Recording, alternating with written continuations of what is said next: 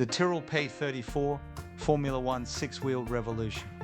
In the history of Formula One, a sport perpetually chasing innovation, few cars are as instantly recognizable or as fundamentally bizarre as the Tyrrell P34.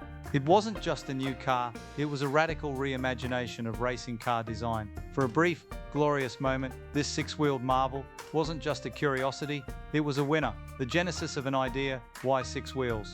By the mid-1970s, F1 cars were dominated by enormous, slipstreamer front wings and wide, high-profile tyres that created significant aerodynamic drag. Designer Derek Gardner identified a key problem: the large front tyres were a major source of aerodynamic disruption. 1. Reduced drag. The four smaller tyres had a much smaller combined frontal area than two large ones. This allowed for a far narrower and more aerodynamically efficient front wing, which sliced through the air with less resistance. 2. Increased braking and cornering grip. With 4 contact patches at the front instead of 2, the car theoretically had more mechanical grip for braking and turning. The smaller, lighter wheels could also be mounted inboard, improving unsprung weight and suspension response. To many in the paddock, it looked like a joke. To Ken Tyrrell, the pragmatic and courageous team principal, it looked like a potential advantage.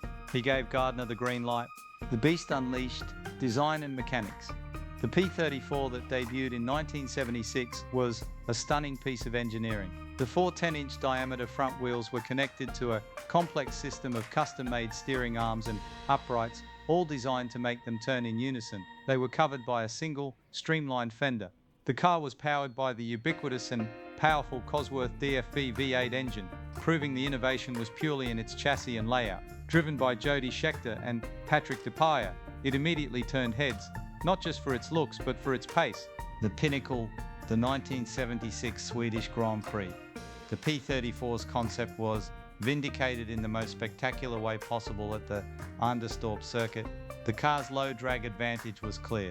Jody Scheckter qualified third and, in the race, mastered the challenging track to take a stunning victory. What made it perfect was that his teammate, Patrick Tamiya, finished second, securing a legendary 1-2 finish for the six-wheeled wonder. It was a moment of triumph. The madness had method, and it worked. The Tyrrell team had beaten the establishment with a car that looked like it belonged on a science fiction movie set. The cracks appear? Why did it fail? Despite its famous victory, the P34's success was short-lived. Several critical flaws emerged. Tyre development. The car's entire concept relied on the cooperation of its tyre supplier, Goodyear. While they initially produced the special 10-inch front tyres, they were unwilling to dedicate the same level of resources to developing them as they were for the standard-sized tyres used by every other team. As other cars' tyres improved, the P34s stagnated. Complex steering and setup. The intricate steering system was a nightmare to set up perfectly. If the alignment wasn't exact, the tyres would scrub, overheating them and costing time. Aquaplaning. In wet conditions, the 4 narrow front wheels were much more prone to aquaplaning than 2 wider ones, making the car a handful. Jody Scheckter, despite having given the car its greatest victory, became its biggest critic, famously calling it a piece of rubbish and finding it increasingly difficult to drive.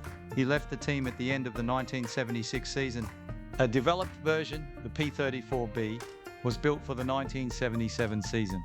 While it showed flashes of competitiveness, the fundamental issues remained. The concept was abandoned after 1977, as the team could no longer overcome the tyre development deficit. Legacy, a fading echo, or lasting inspiration.